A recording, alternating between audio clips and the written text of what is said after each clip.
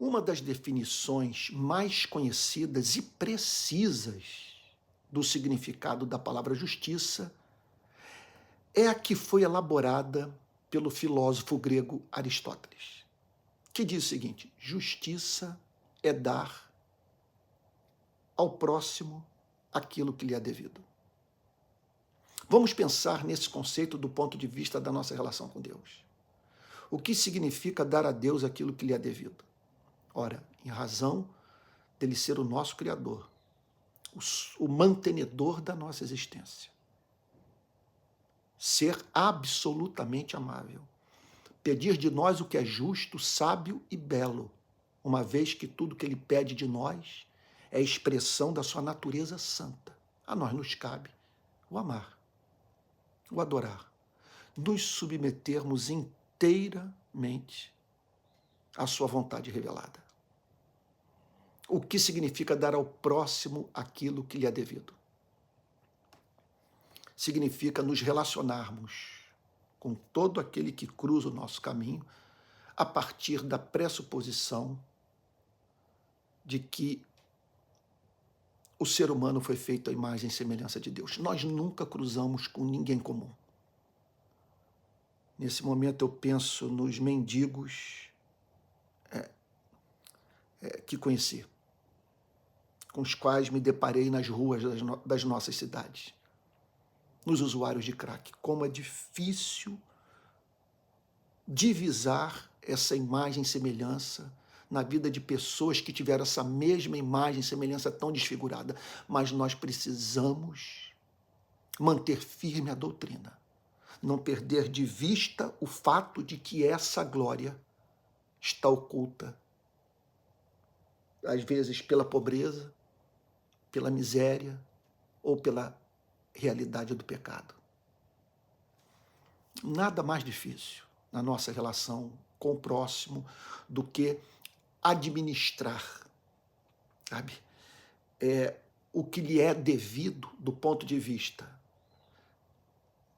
do exercício da misericórdia, que lhe é devida, e da aplicação da justiça, quando o próximo se comporta de modo reprovável e exige da sociedade que seja estabelecido o fato de que o que foi feito foi feio, prejudicou pessoas, fez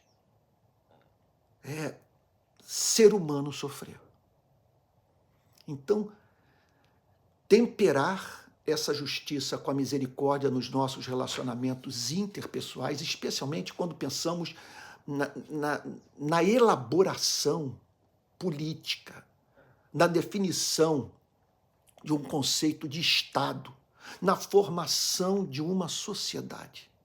Meu Deus, como imaginar uma sociedade sem o elemento de clemência, de compaixão, de misericórdia? Agora, como conceber vida em sociedade sem algo como o monopólio do uso da força por parte do Estado? Quer dizer, lei sem o elemento de coerção, sem esse elemento de temor. Agora, enfrentamos o mesmo problema quando pensamos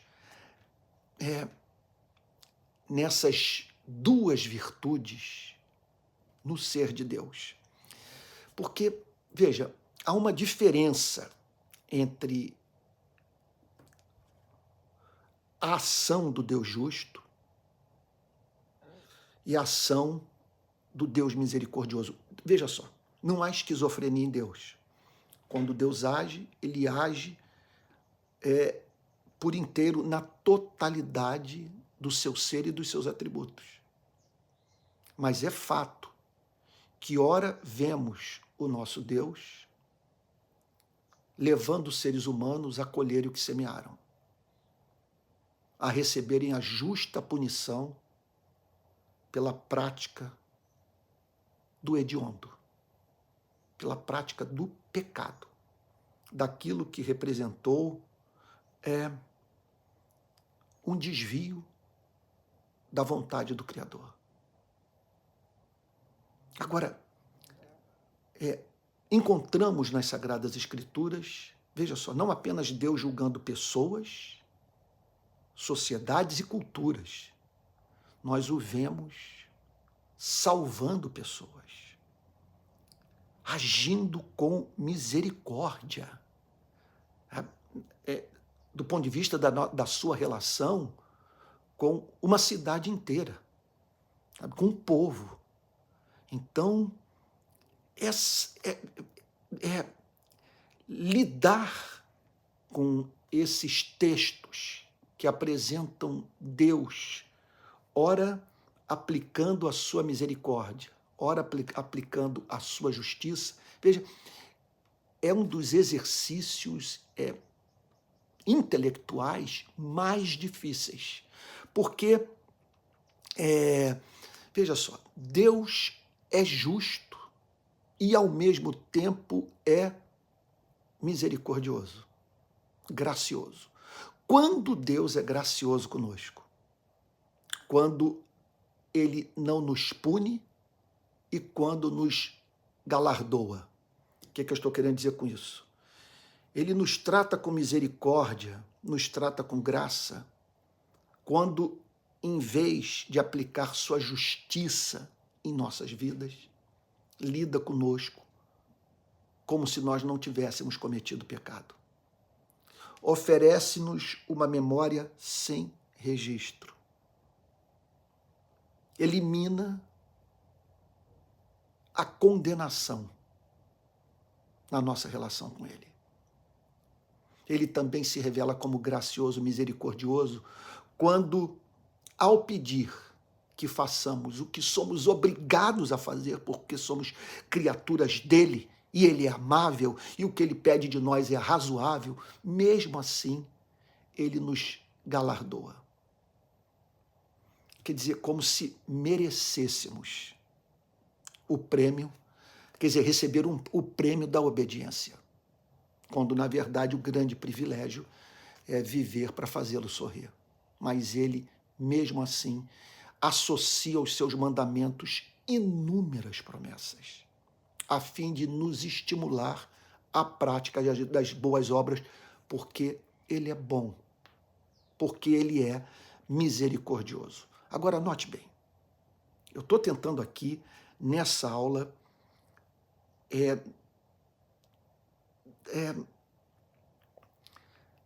tratar dessa dificuldade que nós enfrentamos quando nos aproximamos do Deus leão e do Deus cordeiro, do Deus justo, do Deus misericordioso, do Deus do Monte Sinai pegando fogo e Moisés descendo com as tábuas da lei nas mãos, e o Deus que é encontrado se revelando na manjedoura,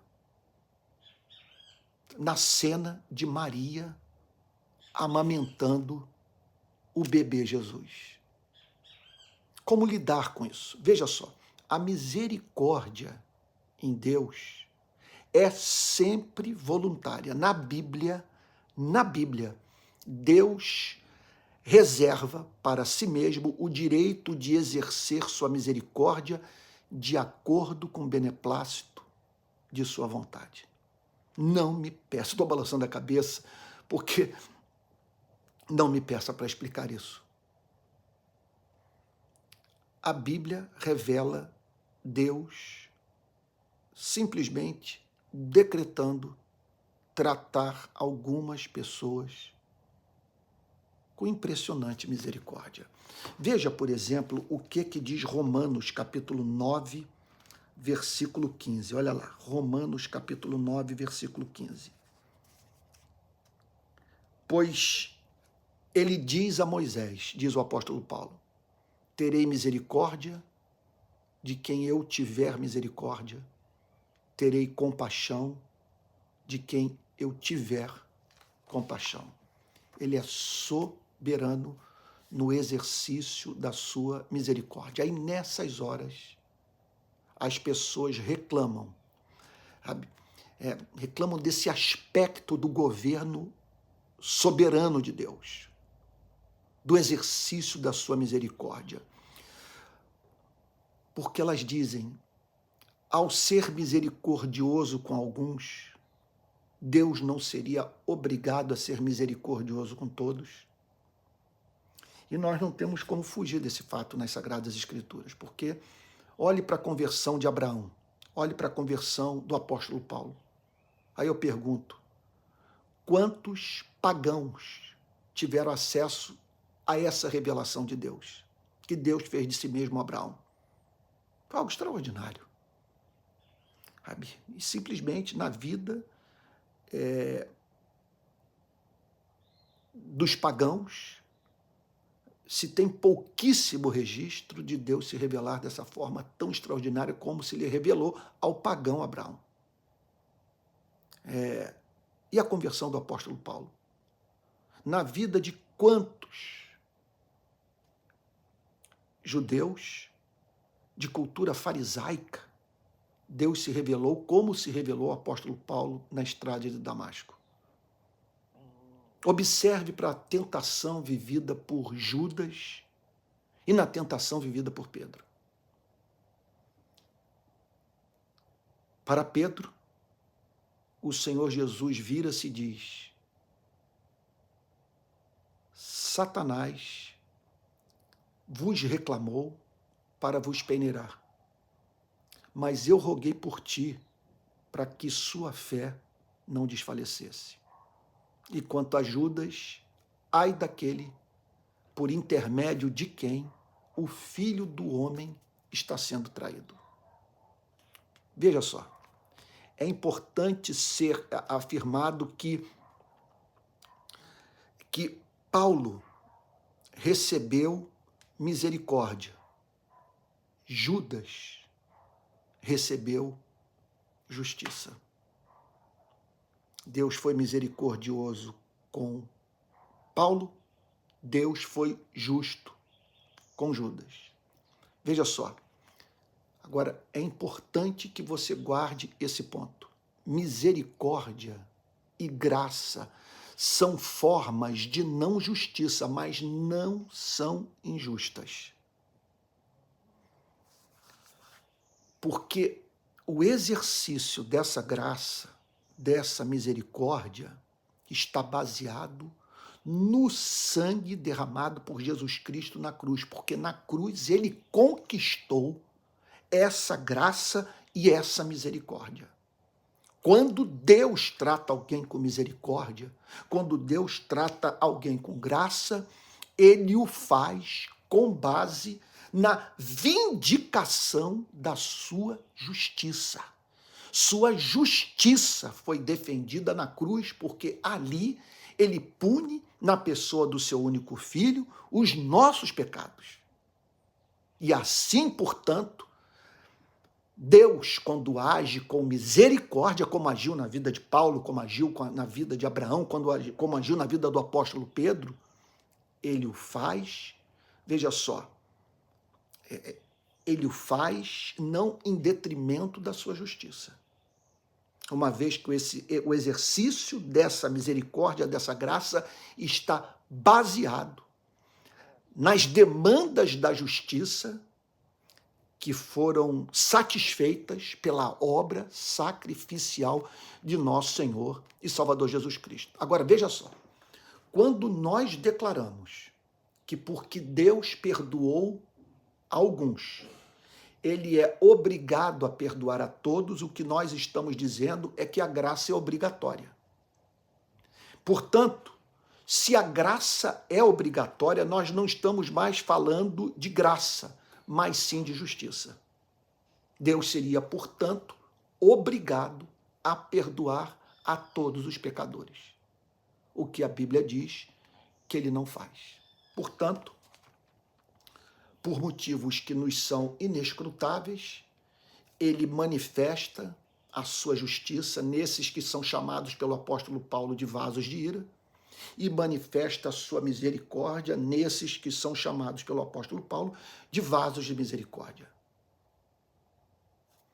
Portanto, quando nós olhamos para o seu governo providencial, ficamos atônitos. Olhamos horrorizados para a perdição eterna naqueles, quer dizer, pela punição eterna a ser aplicada na vida daqueles que Deus tratou com justiça. Não dá para... simplesmente os regenerados não conseguem conceber estar ali, banido para sempre da face de Deus. Agora, ao mesmo tempo, ficamos atônitos com o exercício da misericórdia divina, em especial na nossa vida. Dele ter passado por cima da sua graça, por ele ter passado por cima das exigências da justiça, a fim de que, mediante a satisfação da sua justiça, ele pudesse nos tratar com misericórdia, com graça. Portanto, essa é uma boa definição da igreja. A igreja é a comunidade dos vasos de misericórdia, daqueles que foram objeto da misericórdia infinita de Deus. Bom, tudo que nós sabemos, portanto, é que Deus é justo. Nós não... Entenda uma coisa, nas horas em que você se deparar com o ímpio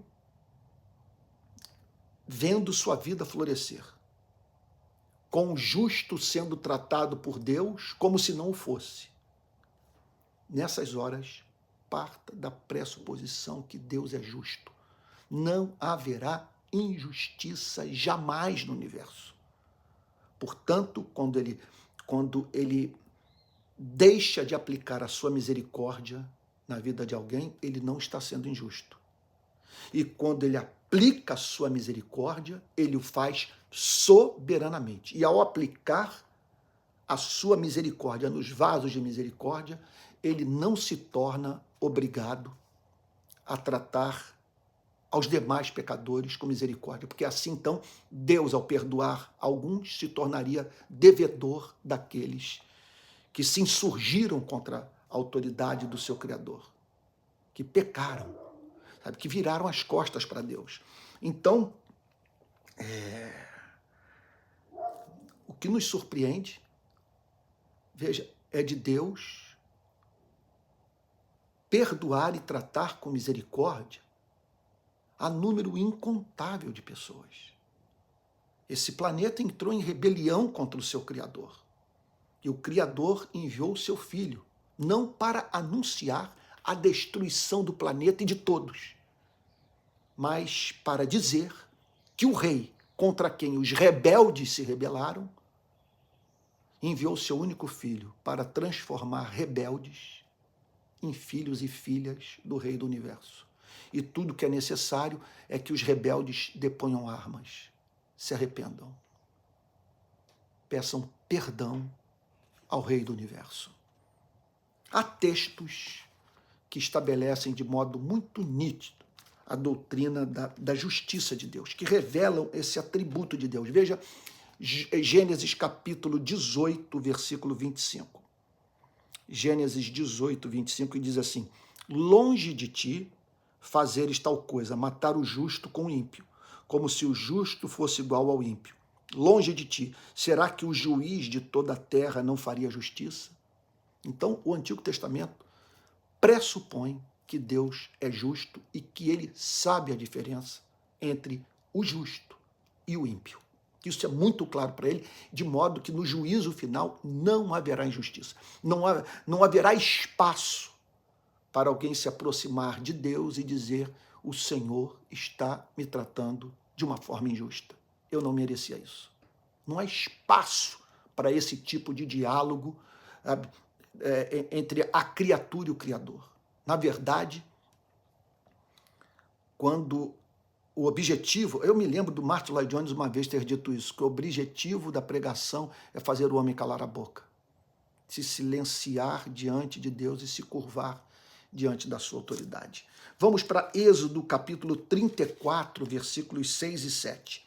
Êxodo 34, 6 e 7, que diz assim: o Senhor passou diante de Moisés e proclamou: o Senhor Deus compassivo e bondoso, tardio em irar-se e grande em misericórdia e fidelidade, que guarda a misericórdia em 1000 gerações, que perdoa a maldade, a transgressão e o pecado, ainda que não inocente o culpado, e visita a iniquidade dos pais nos filhos e nos filhos dos filhos, até a 3ª e 4ª geração. Aqui nessa passagem ambos os atributos, sabe, de justiça e misericórdia, quer dizer, que são elementos do conjunto de atributos morais de Deus, ambos presentes nessa passagem. Deus é misericordioso e Deus é justo. Portanto, nós temos que tomar cuidado de mantermos em harmonia esses dois atributos morais. Porque há aqueles que põem muita ênfase na justiça divina e acabam transformando Deus num justiceiro, num diabo, num ser que não nos dá descanso nunca. E há aqueles que põem toda a ênfase na graça, nesse elemento de misericórdia, perdendo de vista o temor que é devido a esse Deus que, conforme acabamos de ver, não inocente culpado. Então, nós não podemos separar aquilo que a Bíblia mantém unido. Deus é justo e Deus é misericordioso. Vamos para um outro texto, que é Neemias capítulo 9, verso 32.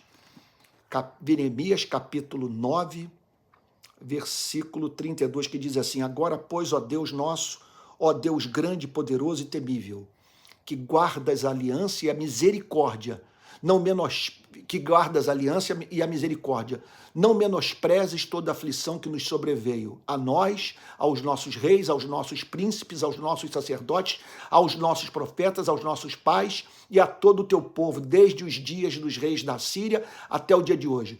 Tu foste justo em tudo o que nos aconteceu, pois agiste com fidelidade, enquanto nós procedíamos mal. Feliz aquele que é capaz de fazer uma oração como essa.